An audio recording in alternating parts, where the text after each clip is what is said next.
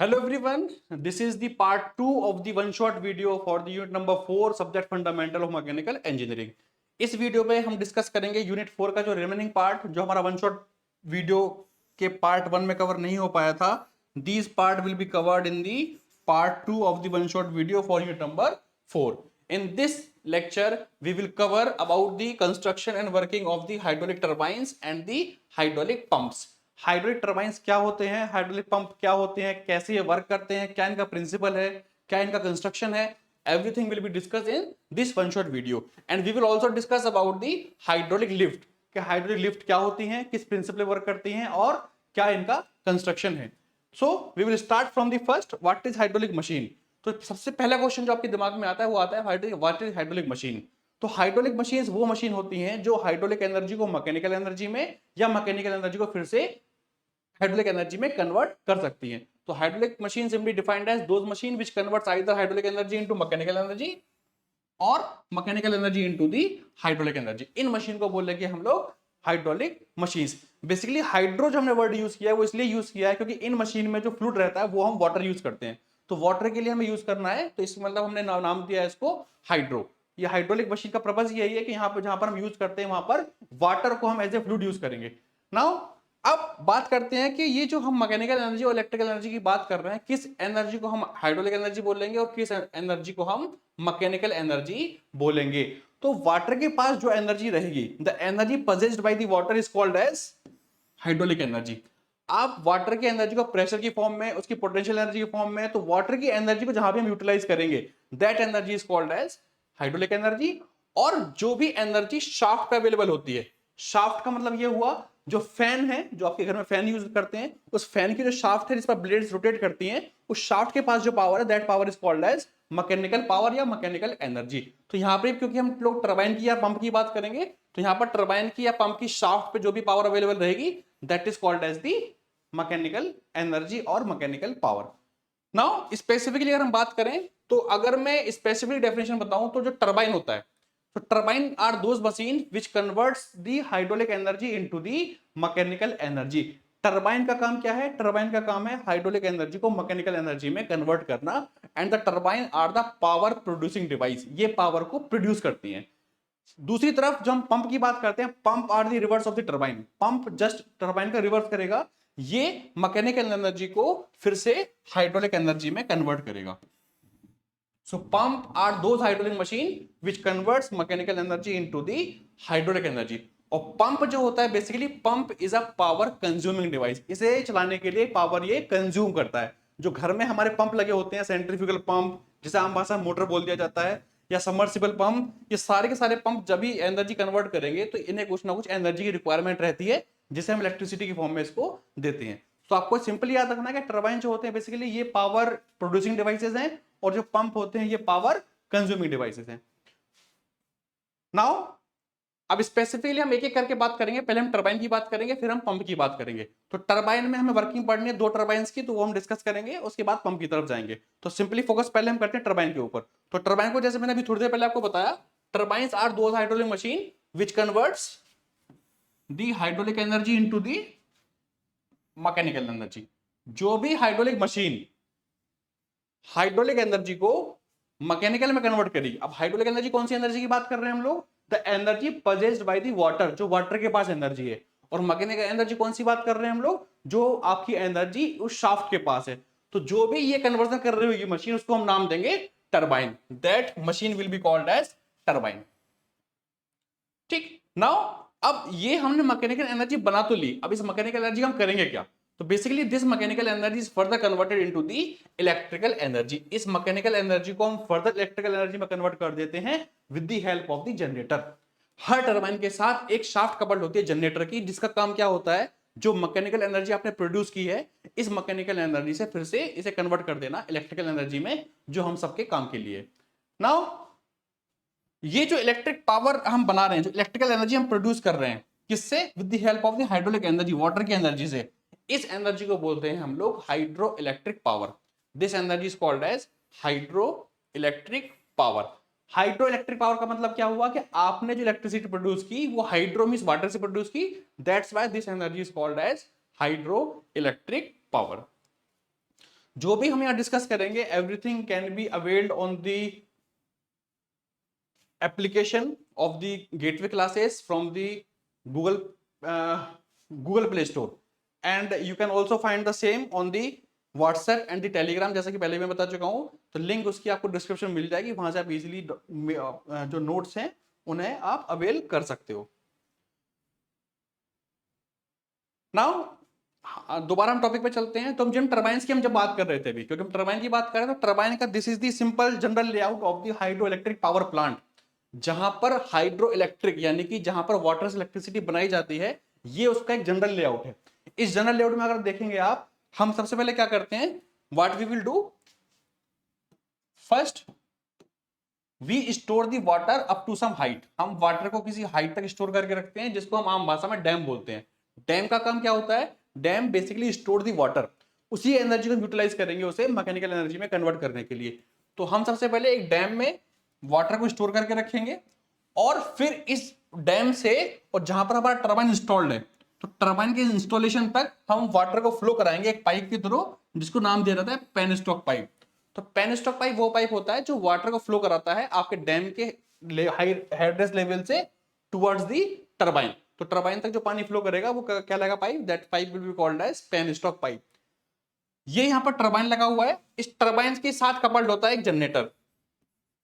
तो जितनी स्पीड से ये आपका टर्बाइन को रोटेट करेगा, उतनी स्पीड से आपकी जनरेटर की शाफ्ट भी रोटेट करेगी, और इसी से हम लोग इलेक्ट्रिकल एनर्जी प्रोड्यूस करते हैं। So this is the general layout of the hydro electric power plant. सो हाइड्रो इलेक्ट्रिक पावर प्लांट का मतलब क्या हो जाएगा, those power plant in which the electricity is generated with the help of the water or with the help of the hydraulic energy of the water. So this is the simple layout of the hydroelectric power plant. Now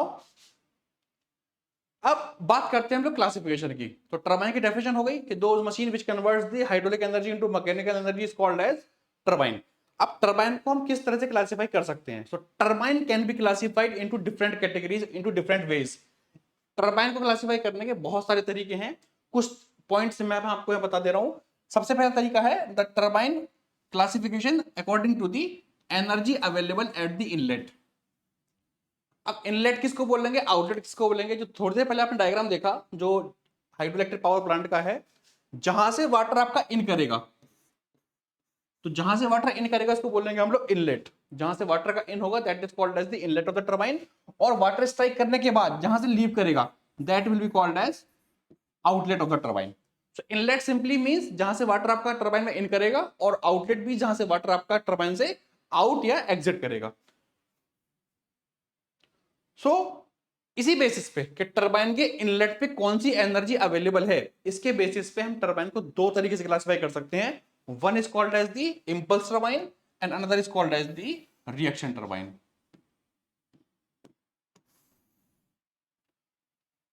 On the basis of the energy available at the inlet of the turbine, turbine can be classified into two category, impulse turbine and the reaction turbine. अब हमने energy के basis पर turbine को classify तो कर लिया, लेकिन हम कैसे डिफाइन करेंगे किसको हम इंपल्स बोलेंगे, किसको हम रिएक्शन बोलेंगे। इसके लिए आपको याद रखना है, अगर टर्बाइन के इनलेट पे, if at the inlet of the turbine जहां से वाटर इन करेगा उसके पास सिर्फ और सिर्फ केवल काइनेटिक एनर्जी है, if at the inlet of the turbine only kinetic energy is there, then the turbine is known as impulse turbine. अगर टर्बाइन के इनलेट पे सिर्फ काइनेटिक एनर्जी है तो उसको इंपल्स टर्बाइन बोलेंगे, और अगर टर्बाइन के इनलेट पे काइनेटिक एनर्जी के साथ साथ प्रेशर एनर्जी भी है, दिस वन, तो इसको बोलेंगे हम लोग reaction turbine. So this is the simple definition. ये क्वेश्चन कई बार पूछा गया है कि what is the difference between the impulse turbine and the reaction turbine. तो आपको एनर्जी के बेसिस पे याद रखना है, जिस भी टर्बाइन के इनलेट पे काइनेटिक एनर्जी रहेगी उसको बोलेंगे हम लोग इंपल्स टर्बाइन, और जिस भी टर्बाइन के इनलेट पे काइनेटिक के साथ साथ प्रेशर एनर्जी भी रहेगी उसको बोलेंगे हम लोग रिएक्शन टर्बाइन। एग्जांपल की बात करते हैं तो आपको एग्जांपल, तीन एग्जांपल है जो आपको याद रखने हैं। बेसिकली तीन एग्जांपल बार बार आएंगे, मैं लिख देता हूं एक बार। एक तो आएगा Pelton turbine, P stands for the turbine, मैं शॉर्ट में लिख देता हूं। एक होगा फ्रांसिस टर्बाइन, और एक होगा आपका कपलान टर्बाइन। तो आपको ये तीन टर्बाइन के नाम याद कर लेने हैं, और हम हर बार इन्हीं से एग्जांपल देंगे। तो अगर हम इंपल्स की बात करेंगे तो इंपल्स के लिए पेल्टन टर्बाइन जो रहेगा that is the example of the impulse turbine. और जो रिएक्शन टरबाइन है इसका एग्जांपल रहेगा आपका फ्रांसिस टरबाइन यानी कि कपलान टरबाइन। यानी कि जो 3 टरबाइन के नाम लिखे हुए हैं इसमें से पेल्टन टरबाइन जो होता है वो इंपल्स टरबाइन है, यानी इसके इनलेट पे सिर्फ काइनेटिक एनर्जी होगी, बाकी रिमेनिंग दो पे क्या होगी, काइनेटिक के साथ साथ प्रेशर एनर्जी भी रहेगी। So this is called as the simply reaction turbine. Now the second criteria to classify the turbine is on the basis of the direction of flow water, कि direction of water of flow क्या है, किस direction में water आपका इन कर रहा है। ठीक है, आप देख सकते हैं पीछे की तरफ एक तरफ ये जो वाटर इन करेगा, तो वाटर इन करने के बाद इसकी वाटर की यहाँ पर डायरेक्शन क्या है, ये टेंजेंशियली जा रहा है या फिर रेडियली जा रहा है या फिर एक्सियली जा रहा है। तो इसकी डायरेक्शन के बेसिस पे हम टरबाइन क्लासिफाई कर सकते हैं 4 तरीके से। अगर वाटर की डायरेक्शन टरबाइन के अंदर टेंजेंशियल डायरेक्शन में रहेगी तो उसको बोलेंगे हम लोग टेंजेंशियल फ्लो टरबाइन। जिस डायरेक्शन में फ्लो रहेगा उसी डायरेक्शन का नाम दे देंगे, उसी को टरबाइन बोल देंगे। So first one is the tangential flow turbine, second one is called as the radial flow turbine.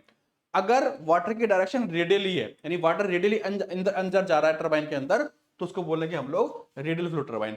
Example of the tangential flow turbine is the Pelton turbine, यानी पेल्टन टरबाइन में जो वाटर जाएगा हमेशा वो कैसे जाएगा, टेंजेंशियल डायरेक्शन में। Tangential समझते हैं, जिसमें हम लोग किसी भी अपन टेंजेंट ड्रॉ करेंगे तो ये इसकी टिप पे इस तरह से वाटर इन करेगा तो उसको बोलेंगे हम लोग टेंजेंशियल टरबाइन, या इसका एग्जांपल होगा आपका पेल्टन टरबाइन। और अगर वाटर की डायरेक्शन रेडियली है तो उसको बोलेंगे हम लोग फ्रांसिस टरबाइन या रेडियल फ्लो टरबाइन। तीसरा है आपका एक्सियल फ्लो टरबाइन। अगर वाटर की डायरेक्शन एक्सियल है, एक्सियल मींस जिस शाफ्ट पे टरबाइन आपका रोटेट कर रहा है और उस शाफ्ट के पैरेलल वाटर अगर जाएगा उसको बोलेंगे हम लोग एक्सियल फ्लो टरबाइन। मींस अगर वाटर शाफ्ट के पैरेलली फ्लो कर रहा है तो उसको नाम देंगे हम लोग एक्सियल फ्लो टरबाइन। इसका एग्जांपल है आपका Kaplan turbine. So Kaplan turbine is the example of axial flow turbine. And the last one is the mix flow turbine. Mix flow turbine वो टरबाइन होते हैं जहां पर वाटर रेडियली अंदर जाएगा और एक्सियली लीव कर जाएगा, उसको बोलेंगे हम लोग mix flow turbine. And the example of the mix flow turbine is Francis turbine का जो मॉडर्न वर्जन है, that is example of the mix flow turbine. इसका एग्जांपल हो जाएगा आपका मॉडर्न फ्रांसिस टरबाइन। अब जो हम डायरेक्शन की बात कर रहे हैं, इस डायरेक्शन के लिए आपको देख लेते हैं एक बार डायरेक्शन किस तरह से होगी। Now this is the direction of the flow of water. अगर वाटर टेंजेंशियली एक्ट कर रहा है ब्लेड्स पर या टरबाइन पे तो इसको बोलेंगे हम लोग टेंजेंशियल फ्लो टरबाइन। और अगर वाटर आपका रेडियली आएगा तो उसको बोलेंगे रेडियल फ्लो टरबाइन। और रेडियली आने के बाद एक्सियली निकल जाएगा, जैसा कि देख पा रहे हैं आप लोग, ये इसकी रोटेशन हो रहा है टरबाइन का। सो this is the mix flow turbine. Mix flow में हमने क्या बताया था कि वाटर रेडियली आएगा और एक्सियली लीव कर जाएगा। एक्सियल फ्लो में क्या होगा, जिस शाफ्ट पे ये टरबाइन रोटेट कर रहा है आपका, इसकी जो पैरेलल पानी आएगा, वाटर आएगा, उसको बोलेंगे हम लोग axial flow turbine. So this classification is based on the direction of water flow, किस डायरेक्शन में वाटर आपका फ्लो कर रहा है। Now the third classification is based on the head. Head basically क्या होता है, टरबाइन के पास जो वाटर आ रहा है डैम से, तो डैम में वाटर की जो हाइट है वो किस हाइट तक अवेलेबल है, basically that is called as the head. जैसा कि प्रीवियसली हमने देखा, ये टरबाइन यहां लगा हुआ है, वाटर का हाइट हमारे पास यहां तक अवेलेबल है। So this particular distance basically is called as the head. इसमें से लॉसेस को बाद में माइनस कर देते हैं, वो आपके काम का नहीं है। आप सिंपली याद रखिएगा कि वाटर की जो हाइट अवेलेबल है आपके पास, that is called as the head available at the inlet of the turbine. ये टरबाइन के इनलेट पे पानी कितने ऊपर से आ रहा है, तो that is called as the head. तो on the basis of the head, turbine can be classified into 3 category, high head, medium head and low head. या तो बहुत ज्यादा हेड रहेगा, या मीडियम हेड रहेगा, या लो हेड रहेगा। हाई हेड की जो रेंज है that is H should be greater than 250 metre. अगर 250 मीटर से ज्यादा हेड अवेलेबल है तो उसको बोलेंगे हम लोग हाई हेड टरबाइन। अगर हेड की वैल्यू 50 से और 250 मीटर तक है उसको बोलेंगे हम लोग मीडियम हेड टरबाइन। और अगर हेड की वैल्यू 50 मीटर से भी कम है तो उसको बोलेंगे हम लोग लो हेड टरबाइन। मींस जो हेड की वैल्यू है, जो वाटर आपके पास अवेलेबल है, अगर वो उसकी हाइट 250 मीटर से ज्यादा है तो उसको बोलेंगे हाई हेड टरबाइन। 250 से 150 तक है तो उसको बोलेंगे हम लोग, 50 तक है तो बोलेंगे उसको मीडियम हेड, और अगर लो है उसको बोलेंगे हम लोग low head turbine. Now next classification है according to the specific speed of the turbine. तो on the basis of specific speed फिर से हम तीन तरह से क्लासिफाई कर सकते हैं, medium specific speed, high specific speed and low specific speed. So these three are the classification on the basis of the specific speed. Basically specific speed एक टर्म होता है जिसको हम निकालते हैं किसी भी टरबाइन के लिए, पंप के लिए, कि कैसे हम उसको कैलकुलेट करेंगे स्पेसिफिक स्पीड को। तो स्पेसिफिक स्पीड निकालने का तरीका जो होता है वो आपके काम का नहीं है, आपको सिर्फ नाम याद रखना है, low, medium and high specific speed turbine. Now the next classification is on the basis of the position of the shaft of the turbine। जो टरबाइन की जो शाफ्ट है जिसपे उसकी ब्लेड रोटेट कर रही हैं, उसके बेसिस पे हम टरबाइन को कैसे क्लासिफाई कर सकते हैं। So on that basis we can classify the turbine in two category, horizontal shaft turbine और दी वर्टिकल शाफ्ट टरबाइन। या तो जो टरबाइन रोटेट कर रहा है या तो उसकी शाफ्ट हॉरिजॉन्टल रहेगी या उसकी शाफ्ट वर्टिकल रहेगी। अगर हम रूफ फैन की बात करें, जो घर में सीलिंग फैन होता है, वो जो फैन चल रहा है उसकी शाफ्ट किस तरह से है, that is the vertical shaft. और अगर मैं टेबल फैन की बात करता हूँ, टेबल फैन इस तरह चलता है, that is the horizontal shaft. इसी तरीके से टरबाइन की जो शाफ्ट होती है या तो हॉरिजॉन्टल रहेगी या फिर वो वर्टिकल रहेगी। तो जो हॉरिजॉन्टल शाफ्ट का टरबाइन का एग्जांपल है that is the Pelton turbine. सिर्फ पेल्टन टरबाइन की जो शाफ्ट होती है वो हॉरिजॉन्टल होती है, बाकी रिमेनिंग जितने भी टरबाइन हैं सारे के सारे टरबाइन की शाफ्ट किस तरह की होती है, that is the vertical shaft. And last है classification on the basis of the name of originator, जिन्होंने इन्हें इजाद किया, जिन्होंने इन्हें डेवलप किया। तो ये तीन जो हमने नाम जो बार बार हम लोग एग्जांपल दे रहे हैं, तो Pelton, Francis and Kaplan, basically they are the name of the developer of these turbines. इन्हीं लोगों ने इन टरबाइंस को डेवलप किया है, तो इनके बेसिस पे भी हम क्लासिफाई कर सकते हैं। पेल्टन के बेसिस पे पेल्टन टरबाइन, फ्रांसिस के नाम पे फ्रांसिस टरबाइन और कपलान के नाम पे कपलान टरबाइन। पीछे जो एग्जांपल रह गए, एग्जांपल आप लोग याद रखिएगा, हाई हेड के लिए बेसिकली पेल्टन टरबाइन होता है। पेल्टन टरबाइन जो यूज करते हैं हम लोग हाई हेड पर टरबाइन पे यूज करते हैं। जहां भी हेड की वैल्यू बहुत ज्यादा होगी वहां पर हम पेल्टन टरबाइन यूज करेंगे, जहां पर हेड की वैल्यू कम होगी वहां पर हम कपलान टरबाइन यूज करेंगे, और जहां पर हेड की वैल्यू मीडियम रहेगी वहां पर हम फ्रांसिस टरबाइन यूज करेंगे। सिमिलरली आप स्पेसिफिक स्पीड में एग्जांपल दे सकते हैं, लो के लिए पेल्टन, मीडियम के लिए फ्रांसिस और हाई के लिए Kaplan turbine. So these are the example and the classification of the turbines. तो टरबाइन को हम इस तरह से क्लासिफाई कर सकते हैं। ये क्वेश्चन आपसे क्वेश्चन पूछा जा सकता है कि what is turbine, how can you classify the turbines. तो आपको टरबाइंस को डिफरेंट कैटेगरी के बेसिस पे क्लासिफाई कर देना है। अब बात करते हैं टरबाइन की वर्किंग की। तो हमें जो वर्किंग पढ़नी है, basically we have to study about the working of the two turbine. या तो आपसे वो इंपल्स टरबाइन की वर्किंग पूछेगा या वो रिएक्शन टरबाइन की वर्किंग पूछेगा। इंपल्स में हमने डिफाइन किया था, इंपल्स टरबाइन वो टरबाइन होते हैं जिसमें इनलेट पे सिर्फ और सिर्फ काइनेटिक एनर्जी होती है। रिएक्शन टरबाइन वो टरबाइन होते हैं जिसके इनलेट पे काइनेटिक के साथ साथ प्रेशर एनर्जी भी होती है। तो आपसे या तो वो इंपल्स टरबाइन के लिए पूछेगा या फिर वो आपसे रिएक्शन टरबाइन के लिए पूछेगा। अब क्योंकि हमने जो एग्जांपल पढ़े हैं, हमने एग्जांपल दिया था इंपल्स टरबाइन का पेल्टन टरबाइन, और रिएक्शन टरबाइन का एग्जांपल दिया था हमने फ्रांसिस और कपलान टरबाइन। तो आपके सिलेबस में स्पेसिफिकली लिखा हुआ है कि आपको या तो पेल्टन टरबाइन पूछेगा या इंपल्स पूछेगा, दोनों एक ही चीज है, both are the same thing. अगर वो पेल्टन पूछेगा तो Pelton is also the impulse turbine, और इंपल्स पूछेगा तो कोई बात है ही नहीं। तो सबसे पहले हम क्या लिखेंगे, सबसे पहले हम इसमें इंपल्स टरबाइन के बारे में लिखेंगे कि इंपल्स टरबाइन होता क्या है। तो impulse turbine are those turbine जिसके इनलेट पे सिर्फ और सिर्फ कौन सी एनर्जी होती है, only kinetic energy, that turbine is called as the impulse turbine. अब बात करते हैं हम इसके पार्ट्स की कि इंपल्स टरबाइन के मेन पार्ट्स क्या क्या होते हैं। So these three are the basic parts of the impulse turbine. किसी भी इंपल्स टरबाइन में तीन पार्ट इंपॉर्टेंट रहेंगे। First one is called as the nozzle and the flow regulating device.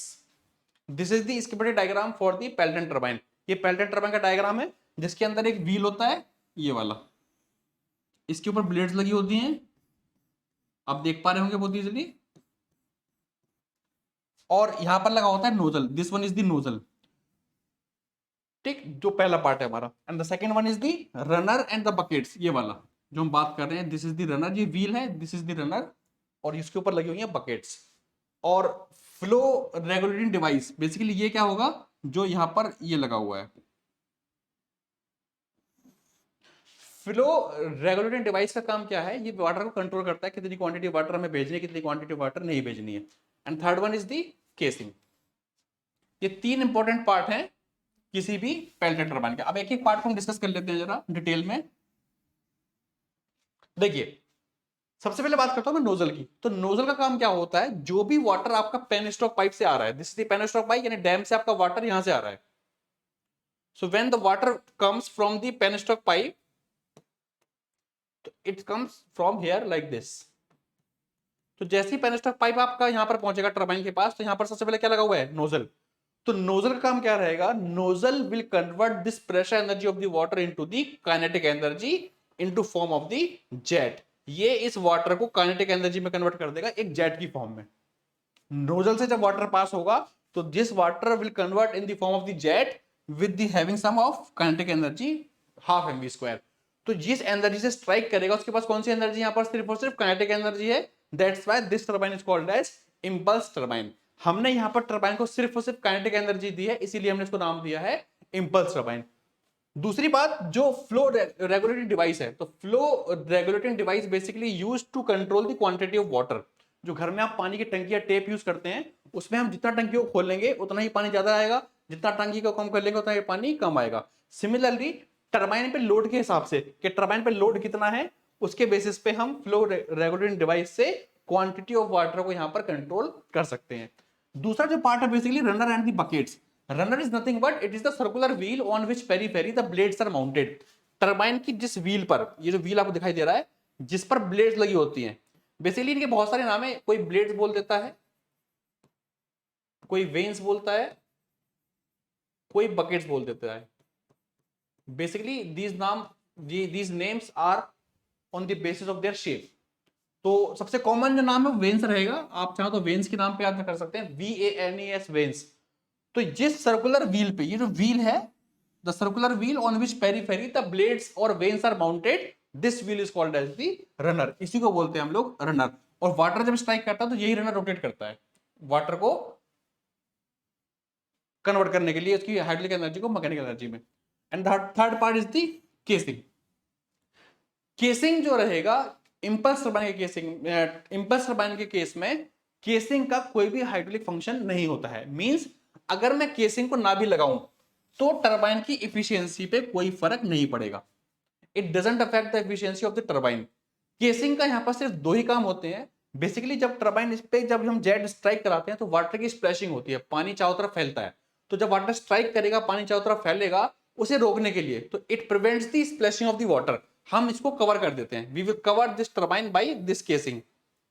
तो जब केसिंग कवर कर देगी इसको, तो इसका पर्पस सिर्फ क्या हुआ कि वाटर जब स्ट्राइक करेगा तो वाटर की जो स्प्लैशिंग है, ये वाटर की स्प्लैशिंग को प्रिवेंट करेगा।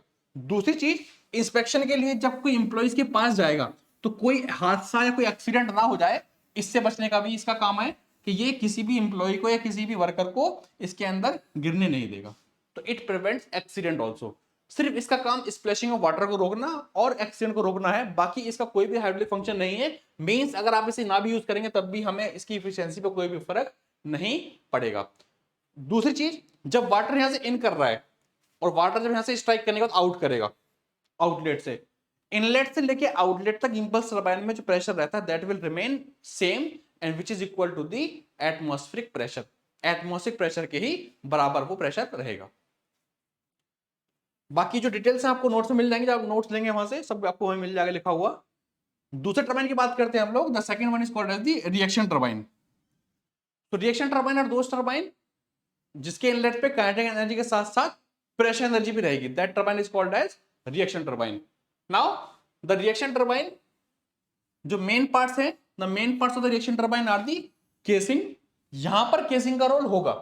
रिएक्शन टरबाइन में हम केसिंग के बिना अपने फंक्शन को परफॉर्म नहीं कर सकते, जैसा कि हमने इंपल्स में बताया। इंपल्स में केसिंग हो ना हो कोई फर्क नहीं पड़ेगा उसके फंक्शन पे, but in case of the reaction turbine casing play a important role in the functioning of the reaction turbine. Second part is called as the guide mechanism, third one is the runner, and fourth one is the draft tube. These four are the important part of the reaction turbine. अब एक एक part की हम बात करेंगे किस part का function क्या है। सबसे पहले बात करते हैं हम लोग रनर की। रनर इज नथिंग बट, जो हमने पीछे डिस्कस किया, the circular wheel on which periphery the blades are mounted. ये आप देख पा रहे होंगे अगर अंदर, ये एक व्हील है जिसके सरफेस पे पेरीफेरी पर ब्लेड्स लगी हुई हैं। So this is called as the runner. Now एक और पार्ट जो इस पर लिखा हुआ है that is called as the guide mechanism.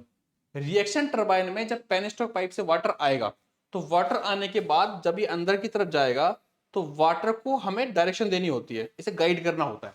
अगर हम गाइड नहीं करेंगे तो वाटर कहीं ज्यादा चला जाएगा, कहीं कम चला जाएगा। इसके लिए गाइड करने के लिए जो हमने डिवाइस यूज किया है that is called as the guide wheel. The wheel just opposite just outward to the runner, this one, this wheel is called as the guide wheel.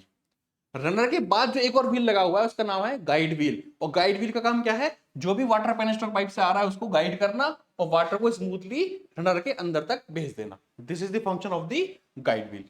This mechanism is called as guide mechanism. Now तीसरी बात करते हैं हम casing की, क्योंकि जैसा मैंने बताया कि केसिंग जो है रिएक्शन टर्बाइन के केस में बहुत ज्यादा बड़ा रोल प्ले करती है. इसका रीजन क्या है, आप अगर देख पा रहे होंगे डायग्राम में ध्यान से, तो यू कैन सी जो केसिंग है आपकी, this is the spiral shape casing. Spiral shape का मतलब क्या होगा, जो केसिंग का जो एरिया है, जो क्रॉस सेक्शनल एरिया है, आप देखो ग्रेजुअली यहां पर डिक्रीज कर रहा है. The area is gradually decreasing. यहां पर एरिया कुछ और है और यहां पर लास्ट पे एरिया कुछ और है. The area of the casing is gradually decreasing. ऐसा क्यों हो रहा होगा, हमने वन शॉट वीडियो के पार्ट 1 में इक्वेशन पढ़ी थी, A1V1 is equal to A2V2 is equal to constant discharge. तो discharge Q is equal to A into V के अकॉर्डिंग अगर इसे कांस्टेंट रहना है, हमारे पास पेनिस्टॉक पाइप से वाटर आ रहा है, जैसे ही पेनिस्टॉक पाइप से वाटर आपका आएगा, इट मींस ये कुछ वाटर आपकी क्वांटिटी यहां इन कर जाएगी, कुछ यहां इन कर जाएगी, कुछ यहां इन कर जाएगी. वाटर जब रनर के पास पहुंच रहा है तो हमारा पर्पस ये है कि जो रनर के पास पानी पहुंच रहा है, वाटर पहुंच रहा है, उसकी velocity through out the runner circumference constant रहे. मींस वाटर जो इन करे वो हर पॉइंट से सेम वेलोसिटी से इंसर्ट करे. अगर सेम वेलोसिटी से इंसर्ट नहीं करेगा वाटर, तो जर्क क्रिएट करेगा, और जर्क क्रिएट करेगा तो जो व्हील है वो प्रॉपर रोटेट नहीं हो पाएगा. तो हमें करना क्या है, basically we have to maintain this velocity constant. हमें ये कांस्टेंट चाहिए. अब अगर Q is equal to A into V के अकॉर्डिंग मुझे V कांस्टेंट चाहिए, और डिस्चार्ज आपका ग्रेजुअली क्या हो रहा है, डिक्रीज कर रहा है. जैसे जैसे आगे की तरफ बढ़ेगा पानी, वो इन होता जाएगा गाइड व्हील के थ्रू. तो अब अगर ये डिक्रीज कर रहा है, इसे हमें कांस्टेंट रखना है. तो इस इक्वेशन के अकॉर्डिंग मुझे बैलेंस अगर रखना है, तो मुझे एरिया को भी क्या करना पड़ेगा, डिक्रीज करना पड़ेगा. That's why we are use spiral shape casing whose area और cross sectional area is gradually decreasing. यही पर्पस है यहां पर स्पाइरल शेप केसिंग यूज करने का. Okay, now the last part which is called as the draft tube. देखिए draft tube क्या होता है, basically draft tube is a conical shape tube. एक ट्यूब कॉनिकल शेप की ट्यूब होती है, like this one. This is the draft tube.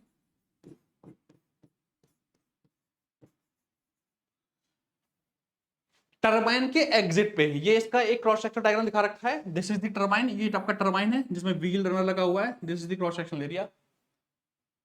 तो यहां पर जब वाटर इन करेगा, तो वाटर जब इन करेगा, तो इन करने के बाद जब वर्क कर लेगा, जब वर्क करेगा, तो वर्क करने के बाद जब वाटर लीव करेगा, तो at the exit of the turbine the pressure of the water is less than the atmospheric pressure. वहां पर वाटर का जो प्रेशर है वो एटमॉस्फेरिक प्रेशर से भी बहुत कम हो जाता है. जब एटमॉस्फेरिक प्रेशर से कम हो जाएगा, तो ये वाटर यहां से डिस्चार्ज नहीं कर पाएगा, लीव नहीं कर पाएगा. इसके लिए क्या यूज करते हैं हम लोग, वहां पर यूज करते हैं draft tube. So draft tube is a conical shape tube which will increase the pressure of the water at the exit of the turbine. ये टरबाइन के एग्जिट पे वाटर के प्रेशर को इंक्रीज कर देती है. इंक्रीज कैसे करेगी, हम सब ने एक इक्वेशन पढ़ी है, Bernoulli equation, P upon rho G plus V square upon 2G plus के Z is equal to constant. Means जो तीनों एनर्जी का समेशन होता है, प्रेशर एनर्जी का, काइनेटिक एनर्जी का और डेटा एनर्जी का, this summation will remain constant. अब मुझे अगर प्रेशर एनर्जी को इंक्रीज करना है, if I want to increase this pressure energy, data energy fix है, यानी कि जो हाइट है वो फिक्स है, वो तो हम बार बार वेरी नहीं कर सकते. एक बार जहां पर टरबाइन इंस्टॉल होगा इंस्टॉल रहेगा. तो अगर मुझे इसे इंक्रीज करना है, तो मुझे इस वेलोसिटी को, हेड को क्या करना पड़ेगा, डिक्रीज करना पड़ेगा. तो ड्राफ्ट ट्यूब यही काम करता है. Draft tube will decrease the velocity. ये वेलोसिटी डिक्रीज कर देगा, जिसकी वजह से हमारी जो प्रेशर हेड विल क्या हो जाएगी, that will increase. So the pressure head is increased by decreasing the exit velocity. हम एग्जिट वेलोसिटी को डिक्रीज कर देंगे, जिसकी वजह से हमारा एग्जिट पर प्रेशर इंक्रीज कर जाएगा, एज पर दी बर्नौली थ्योरम और बर्नौली इक्वेशन. ड्राफ्ट ट्यूब इसे काम करने के साथ साथ अगर हम ड्राफ्ट ट्यूब यूज करते हैं तो ये टरबाइन की एफिशिएंसी को भी बहुत हद तक इंक्रीज कर देता है। Draft tube also increase the efficiency of the reaction turbine, ये उसकी एफिशिएंसी को भी अफेक्ट करता है। It will increase the efficiency of the turbine also. अब बात करते हैं हम इसकी कि हम इसको रिएक्शन टरबाइन बोलते क्यों हैं। देखिए यहां पर जब वाटर आ रहा है तो ये तो बात क्लियर है कि यहां पर काइनेटिक एनर्जी इसके पास है क्योंकि कुछ ना कुछ वेलोसिटी इसके पास रहेगी। अब वेलोसिटी के साथ साथ इसके अंदर जो रिएक्शन टरबाइन होता है, यहां पर ये आपका जो केसिंग है और जो रनर है, इसमें हमेशा पानी भरा हुआ होता है। The casing and the runner are always full of water, इसके अंदर पानी भरा रहेगा। तो जब कॉन्टिन्यूस वाटर आएगा तो यहां पर प्रेशर क्या हो जाएगा, इंक्रीज। तो यहां पर आ जाता है इसके पास प्रेशर एनर्जी। इन दोनों एनर्जी जहां पर अवेलेबल रहेंगी इन्हीं को नाम दिया था हमने रिएक्शन टरबाइन के। जिस टरबाइन के इनलेट पे काइनेटिक एनर्जी के साथ साथ प्रेशर एनर्जी भी रहेगी, इसी को नाम देंगे हम लोग रिएक्शन टरबाइन। और रिएक्शन क्यों बोलते हैं, सबसे पहला क्वेश्चन ये उठता है हमारे पास। तो जब प्रेशर इंक्रीज करेगा तो प्रेशर इंक्रीज होने की वजह से होगा क्या, the water will exert the force on the wall of the casing. इस केसिंग की वॉल पे ये वाटर फोर्स लगाएगा। And we all know that according to Newton's third law of motion, for every action there is an equal and opposite reaction. यही wall क्या करेगी, इस water पे दोबारा क्या कराएगी, this will exert the reaction on the water. ये water पे दोबारा क्या लगाएगी, रिएक्शन लगाएगी as per the Newton's third law of motion. That's why this turbine is called as reaction turbine. Reaction क्यों लगा, due to the increase in the force on the wall of the casing. वो क्यों लग रहा है, क्योंकि अंदर pressure बहुत ज्यादा बढ़ता चला जा रहा है। So this is the reason why this is called as the reaction turbine. Okay, now अब बात करते हैं हम लोग पंप की। पंप जैसा कि हमने पहले डिस्कस किया था, pump are those hydraulic machine which converts the mechanical energy into the hydraulic energy. जो मैकेनिकल एनर्जी को हाइड्रोलिक एनर्जी में कन्वर्ट करेगा उसको हम नाम देंगे pump. So pump simply those hydraulic machine which converts the mechanical energy into the hydraulic energy। जो घर में आप लोग पंप यूज करते हैं, उस पंप का काम बेसिकली क्या है, जो वाटर उसके पास आ रहा है उसके प्रेशर को इंक्रीज करना, और प्रेशर को इंक्रीज करके जिस फ्लोर तक आपको वाटर लेके जाना है, अगर आपका टैंक सेकंड फ्लोर पे रखा हुआ है, फर्स्ट पे रखा हुआ है या फोर्थ पे रखा हुआ है, तो वहां तक इस वाटर को सप्लाई करने के लिए हम पंप यूज करते हैं। तो पंप बेसिकली करता क्या है, पंप बेसिकली वाटर के प्रेशर को इंक्रीज कर देता है, और उसी को नाम दिया था हमने क्या, hydraulic energy. means the energy available at the energy possessed by the water।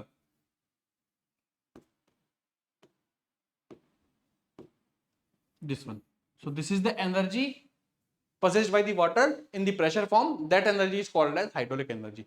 तो पंप को बेसिकली हम करते क्या है, पंप को हम पहले इलेक्ट्रिकल एनर्जी देते हैं जिसकी वजह से उसकी शाफ्ट रोटेट करती है। जब शाफ्ट रोटेट करेगी दैट मींस हमारे कौन सी एनर्जी हो जाएगी, मैकेनिकल एनर्जी। क्योंकि मैकेनिकल एनर्जी वो एनर्जी होती है जो किसी भी मशीन की शाफ्ट पे अवेलेबल होती है, that energy is called as mechanical energy. इसी को कन्वर्ट करना है हमें हाइड्रोलिक एनर्जी में, और इसी को नाम दिया था हमने पंप। ठीक है, सो नाउ अब बात करते हैं हम पूरे पंप की। क्या, तो हम पंप की वर्किंग देखेंगे, कंस्ट्रक्शन देखेंगे। सो ये जो कन्वर्जन हो रहा है बेसिकली, जो मेन रीजन है that is the reason the force vortex flow. ये जो हम मैकेनिकल एनर्जी को प्रेशर एनर्जी में कन्वर्ट कर रहे हैं पंप के अंदर, तो the centrifugal pump is the example of the pump, and this pump work on the principle of forced vortex flow. ये करता क्या है, बेसिकली वाटर के प्रेशर को इंक्रीज करता है फोर्स वोर्टेक्स फ्लो की वजह से। जब फोर्स लगता है वाटर के ऊपर तो वाटर का प्रेशर इंक्रीज हो जाता है। This principle is called as force vortex flow principle, and the centrifugal pump works on the principle of this force vortex flow. Now जैसे हमने टरबाइन का क्लासिफिकेशन देखा था, सिमिलरली हम क्लासिफिकेशन करेंगे पंप का। तो पंप को मेजरली आप दो कैटेगरी में डिवाइड कर सकते हो। One is called as the dynamic pressure pump and another is called as the positive displacement pump. जो काम मुझे करना है, we have to convert the mechanical energy into the hydraulic energy. अगर इस मैकेनिकल एनर्जी को हाइड्रोलिक एनर्जी को convert करने के लिए आप प्रेशर को डायनामिकली क्रिएट कर रहे हैं, तो उसको बोलेंगे हम लोग डायनामिक प्रेशर पंप। यानी पूरे के पूरे फ्लूइड पे आप फोर्स लगाओगे, जिस फोर्स की वजह से, जो पीछे में डिस्कस किया था फोर्स वोर्टेक्स फ्लो, तो वो जो फोर्स लगेगा सेंट्रीफ्यूगल फोर्स, उसकी वजह से जो प्रेशर क्रिएट होगा उसको बोलेंगे हम लोग dynamic pressure pump. Just like mixie machine, जो मिक्सी मशीन होती है, उसके जो ब्लेड्स होते हैं जब वो घूमते हैं, रोटेट करते हैं, तो जो भी लिक्विड कांटेक्ट में रहेगा वो सेंट्रीफ्यूगल फोर्स की वजह से उसका प्रेशर इंक्रीज कर देते हैं। Second one is the positive displacement pump. Positive displacement pump में क्या होता है, ये एक पर्टिकुलर क्वांटिटी ऑफ फ्लूइड पे या वाटर पे वर्क करता है, उसके प्रेशर को इंक्रीज करता है, that's why this is called as the positive displacement pump. Pump को मेजरली हम दो ही कैटेगरी में डिवाइड कर सकते हैं, बाकी अगर आपको और फर्दर क्लासिफिकेशन देखना है तो आप ये चार्ट आपको नोट्स में मिल जाएगा, आप यहां से पढ़ सकते हैं, लेकिन हमारे काम का इतना है नहीं। डायनेमिक प्रेशर पंप को और पॉजिटिव डिस्प्लेसमेंट को आप फर्दर भी क्लासिफाई कर सकते हैं। लाइक डायनेमिक पंप को on the basis of direction of flow of water, कि आपका एक्सियल फ्लो है या रेडियल फ्लो है या मिक्स फ्लो है, इसके बेसिस पे हम पंप को नाम दे सकते हैं axial flow pump, mix flow pump या रेडियल फ्लो पंप। सिमिलरली जो पॉजिटिव डिस्प्लेसमेंट पंप है वो रेसिप्रोकेटिंग टाइप भी हो सकते हैं, वो रोटरी टाइप भी हो सकते हैं, मींस वो रेसिप्रोकेटिंग भी हो सकते हैं या वो रोटरी टाइप के भी हो सकते हैं। रेसिप्रोकेटिंग में फर्दर हम क्लासिफाई कर सकते हैं piston type and the diaphragm type, and they are further classified into rotary pump, into gear pump, vane pump and screw pump. इसके बारे में डिटेल आप चाहें तो नोट्स में मिल जाएंगी, लेकिन हमारे काम का सिर्फ यही है कि पंप दो तरह के हमें याद रखने हैं, one is called as the dynamic pressure pump and the second one is called as the positive displacement pump. यही दोनों हमारे सिर्फ काम के हैं।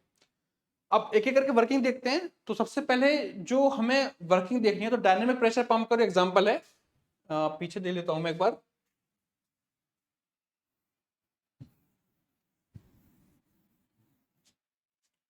इसके लिए जो हम पढ़ेंगे वो इसका एग्जांपल है centrifugal pump. The example of the dynamic pressure pump is centrifugal pump. Mean centrifugal pump जो रहेंगे वो किसका एग्जांपल हो जाएगा, आपका डायनेमिक प्रेशर पंप का। और जो रेसिप्रोकेटिंग पंप होंगे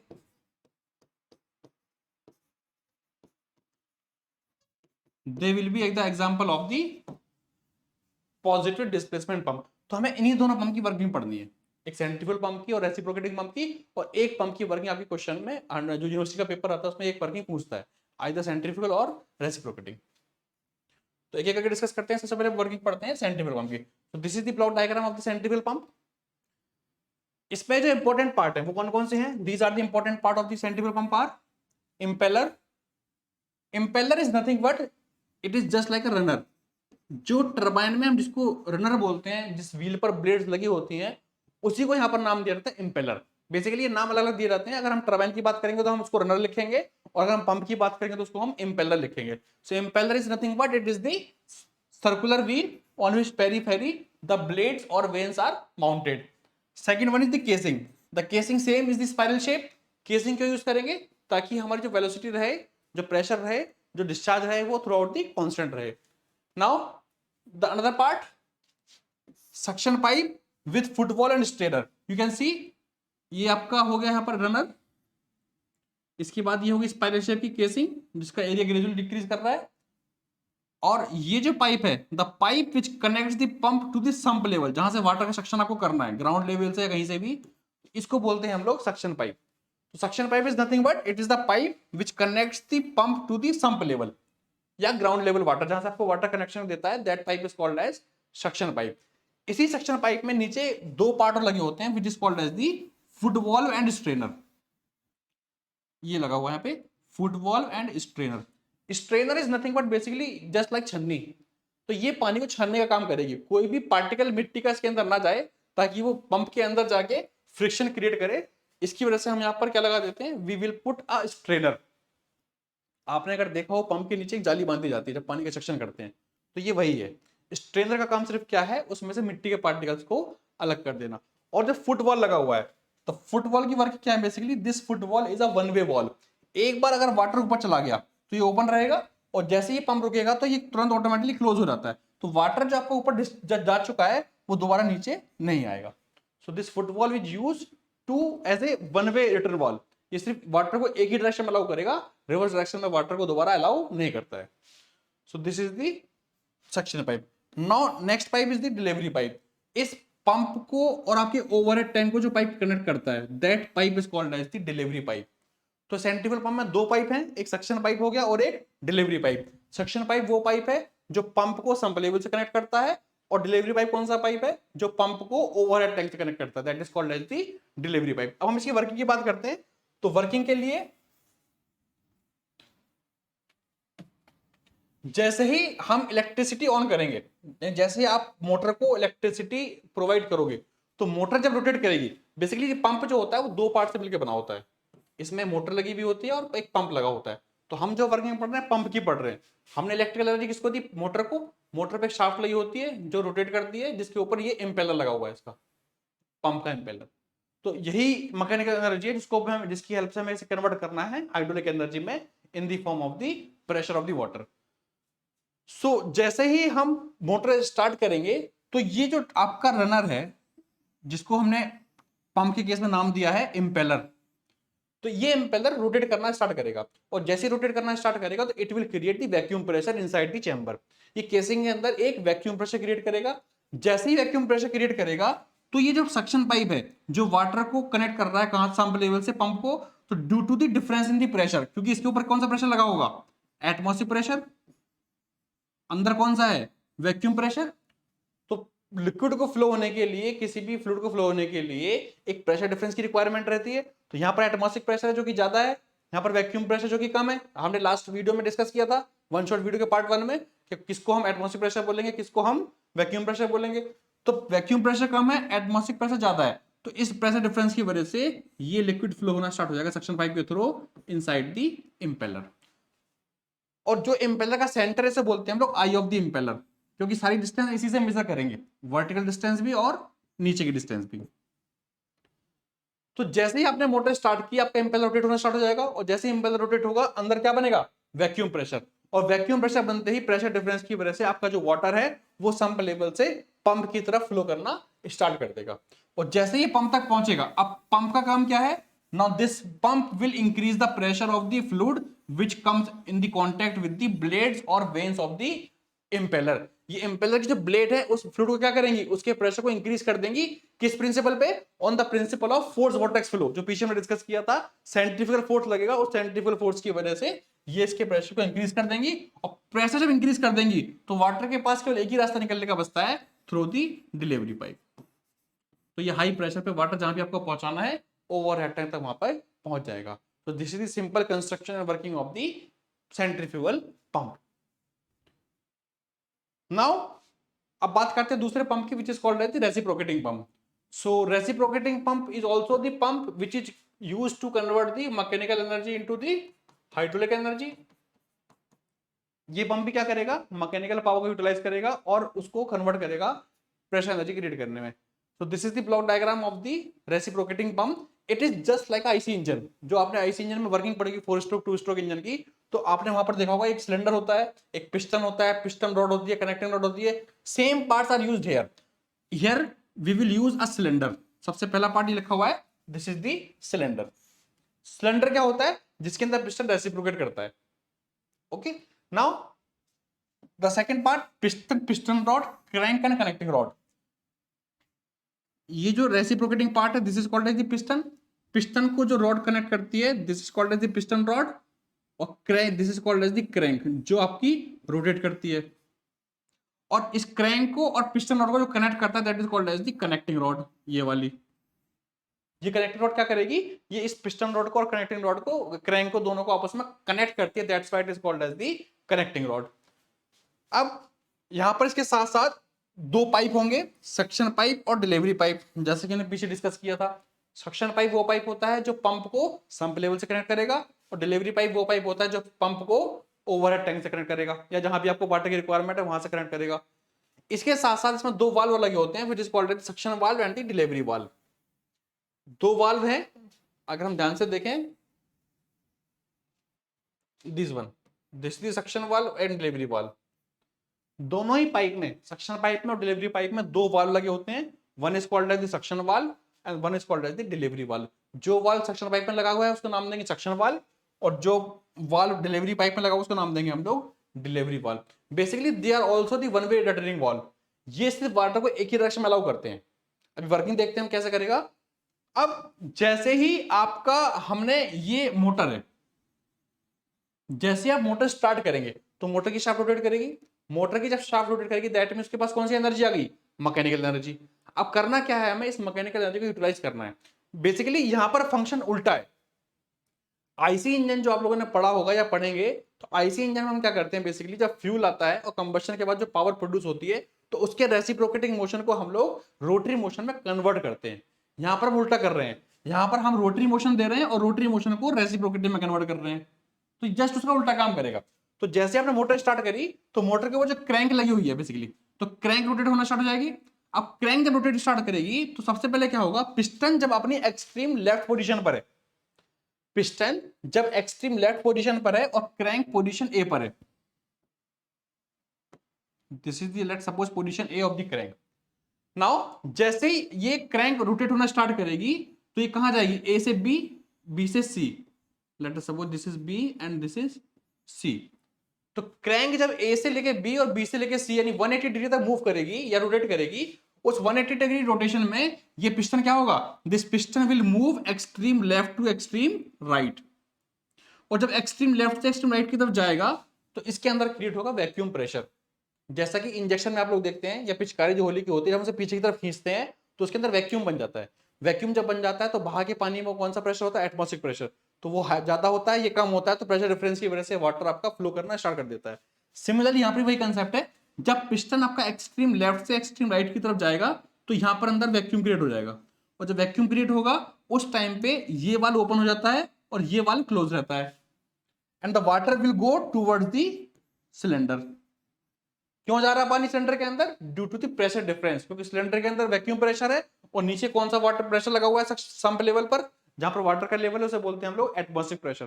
तो ये एटमॉस्फेरिक प्रेशर से और संप लेवल जो आपका वैक्यूम प्रेशर है, तो प्रेशर डिफरेंस की वजह से हाई प्रेशर से लो प्रेशर की तरफ वाटर आपका फ्लो होना शुरू हो जाएगा। नाउ जब पिस्टन का एक्सट्रीम राइट पहुंच जाएगा, अब अगेन पिस्टन जब जो क्रैंक है जब और फर्दर रोटेट करेगी फ्रॉम सी टू डी और डी टू ए, तो फिर से 180 डिग्री से रोटेट करेगी क्रैंक। जब 180 डिग्री से रोटेट करेगी तो further this piston will move from extreme right to extreme left position.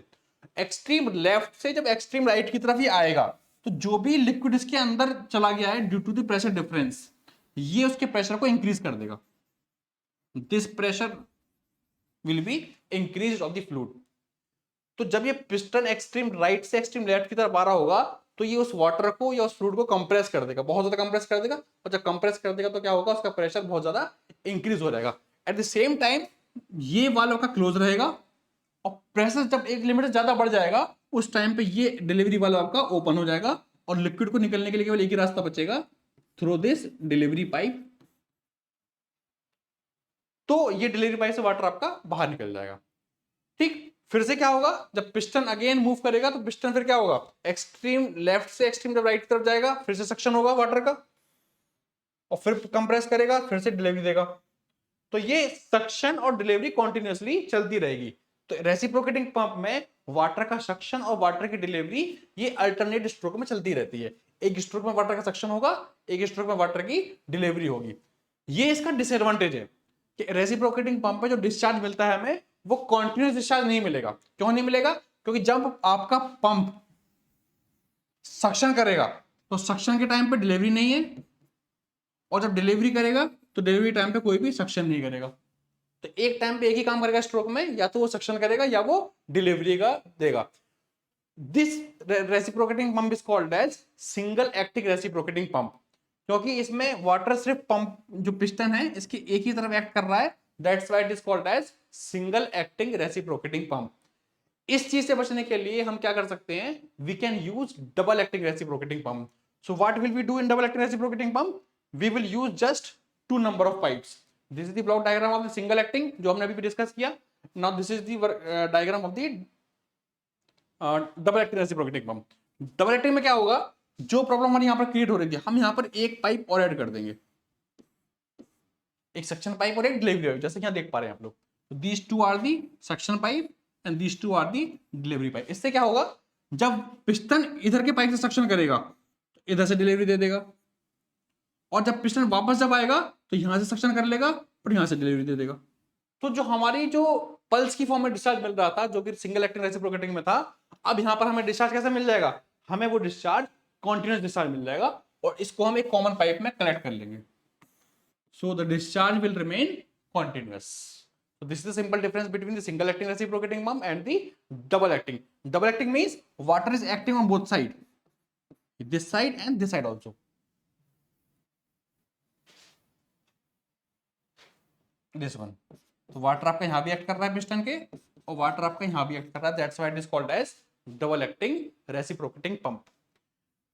Double acting reciprocating pump को हम क्लासिफाई कर सकते हैं सिंगल एक्टिंग और double acting on the basis of कि वाटर से किस तरह से कॉन्टेक्ट में। तो सिंगल एक्टिंग डबल एक्टिंग हो सकता है, कितने नंबर ऑफ सिलेंडर आप यूज करेंगे, एक सिलेंडर, दो सिलेंडर या तीन सिलेंडर, तो उसके बेसिस पे हम नाम दे सकते हैं सिंगल एक्टिंग, डबल एक्टिंग और ट्रिपल सिलेंडर, या sorry single cylinder pump, double cylinder pump और triple cylinder pump based on the number of cylinder used.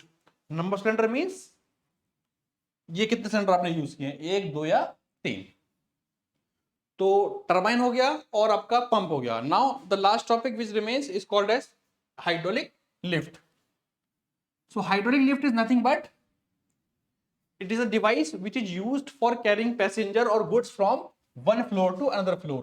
एक फ्लोर से दूसरे फ्लोर तक मल्टी स्टोरी बिल्डिंग में सामान को ले जाने के लिए जिस डिवाइस का हम यूज करते हैं that device is called as hydraulic lift. तो हैवी ऑब्जेक्ट को रेस करने के लिए हमें हाइड्रोलिक लिफ्ट की रिक्वायरमेंट होती है। नाउ सबसे इंपॉर्टेंट चीज जो हाइड्रोलिक लिफ्ट होती है, basically it works on the principle of pascal law. ये पास्कल लॉ पे वर्क करेगी। The principle of working of the hydraulic lift is on the basis of the pascal law. अगर आपको one shot video के part 1 का याद हो, जहां पर हमने पास्कल लॉ डिस्कस किया था, वहां पर उसकी एक एप्लीकेशन हाइड्रोलिक लिफ्ट भी थी। तो ये वही एप्लीकेशन है हाइड्रोलिक लिफ्ट कि कैसे वर्क करती है। So you can see this is the real life example of the hydraulic lift. Basically hydraulic lift और इलेक्ट्रिक लिफ्ट दोनों अलग अलग कंसेप्ट होते हैं। जो लिफ्ट आप अपने कॉलेजेस में या मल्टीप्लेक्स में या मॉल्स में देखते हैं वो इलेक्ट्रिक लिफ्ट हैं। उन्हें चलाने के लिए हम इलेक्ट्रिक मोटर यूज करते हैं क्योंकि उनकी फ्रीक्वेंसी चलने की बहुत ज्यादा होती है।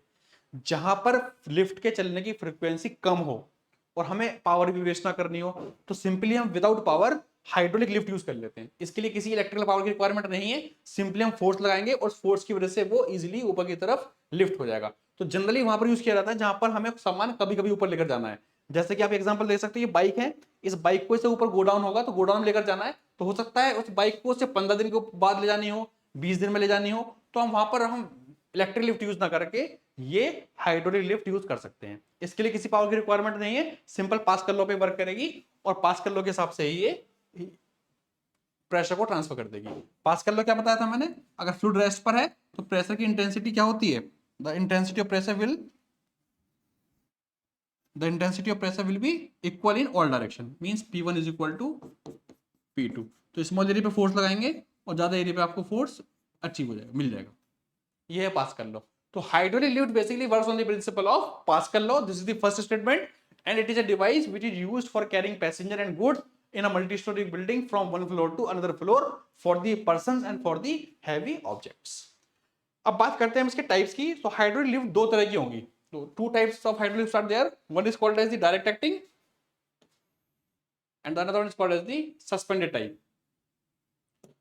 दो तरह की लिफ्ट होती है हाइड्रोलिक लिफ्ट, एक तो डायरेक्ट एक्टिंग रहेगी, एक इनडायरेक्ट टाइप जिसको हम बोलते हैं सस्पेंडेड टाइप हाइड्रोलिक लिफ्ट। इसकी वर्किंग देखते हैं करके। सबसे पहले this is the diagram of the direct acting hydraulic lift. इसके अंदर क्या होगा, इट कंसिस्ट अ रैम। इस पे ये एक रैम होती है, दिस वन। इस रैम के ऊपर एक पार्ट लगा होता है which is called as the cage. Cage is nothing but it is the platform on which the person और the goods may be placed, जिसके ऊपर हम सामान रख सकते हैं या खुद भी खड़े हो सकते हैं। So this platform is called as cage। Now ये जो रैम है basically this is the sliding RAM, और इसके बाहर एक होता है सिलेंडर जिसके अंदर ये रैम क्या करती है, मूव करती है। सो व्हाट विल डू, हम यहां पर सिंपल पास्कल लॉ यूज करेंगे। हम क्या करेंगे, we will send the liquid under pressure. हम किसी पंप की हेल्प से या अगर पॉसिबल हुआ तो मैकेनिकली, जैसे ही पॉसिबल हो हम लिक्विड को अंडर प्रेशर यहां पर प्रेस करेंगे, और जब प्रेस करेंगे तो प्रेशर की इंटेंसिटी बनेगी, और प्रेशर की इंटेंसिटी ये कहां ट्रांसमिट होगी, इस रैम के ऊपर। और जैसे ही रैम पर प्रेशर आएगा इट मींस कुछ ना कुछ फोर्स एक्ट करेगा, उस फोर्स की वजह से ये रैम क्या होगी, this ram will move in the upward direction. तो जितना हम नीचे की तरफ प्रेशर लगाएंगे उतना ही फोर्स ये क्या करेगी, उस केज को ऊपर ले जाने का काम करेगी।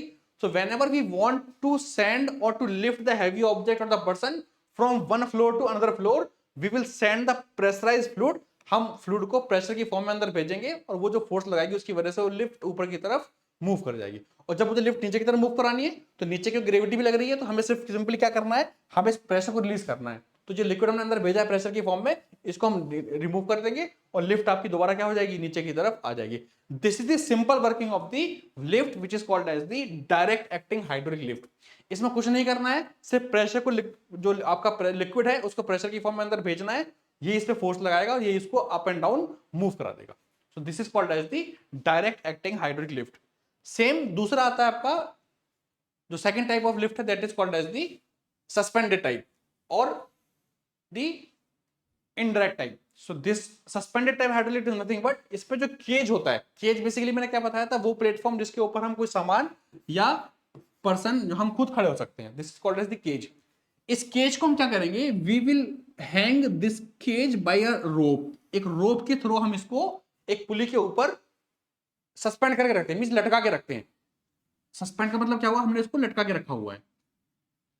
अब अगर मुझे इस केज को ऊपर की तरफ लेके जाना है तो मुझे क्या करना पड़ेगा, इस रोप को नीचे की तरफ खींचना पड़ेगा, तब ये केज ऊपर की तरफ जाएगा।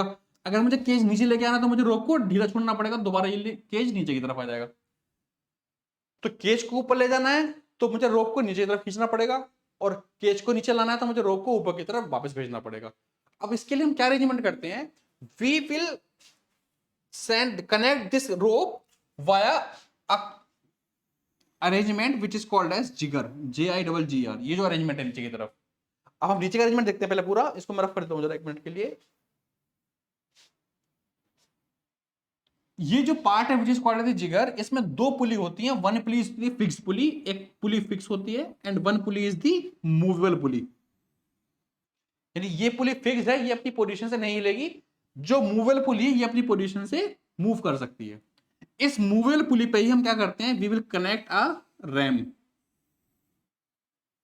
जो पीछे हमने रैम की बात की थी, जो सिलेंडर के अंदर मूव करता है, we will connect this ram to the movable pulley. अब जो रोप ये ऊपर से आ रही है, इस रोप को हम क्या करते हैं, we will bound this rope over these two pulleys. जो फिक्स पुली है और जो मूवेबल पुली है, इसके ऊपर इस रोप को हम बाउंड कर देते हैं। अब अगर मुझे इस रोप को खींचना है तो मुझे दोनों पुलिस के बीच की डिस्टेंस को इंक्रीज करना पड़ेगा।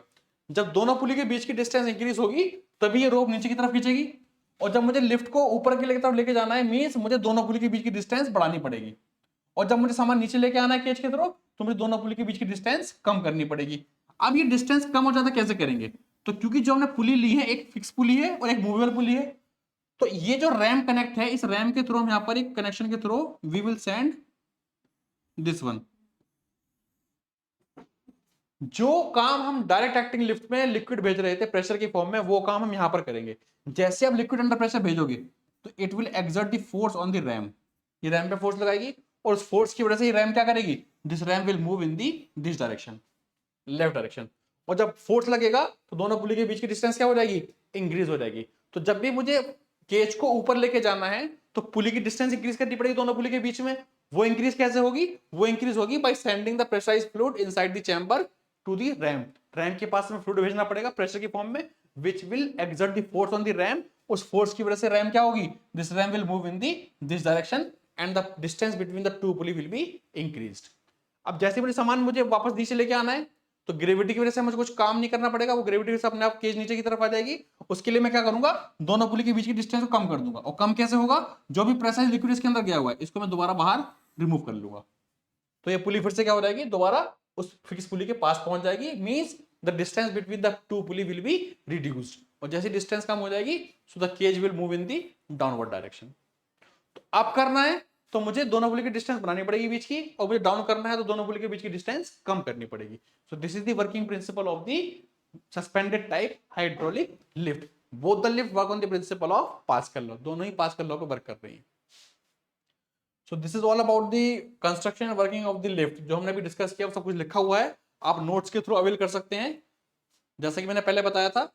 सो यू कैन डाउनलोड और avail our notes from the our applications gateway classes from the play store, and also you can find the avail the notes from the WhatsApp and the Telegram channel, जिसकी link आपको नीचे description में मिल जाएगी। ठीक है, thank you very much.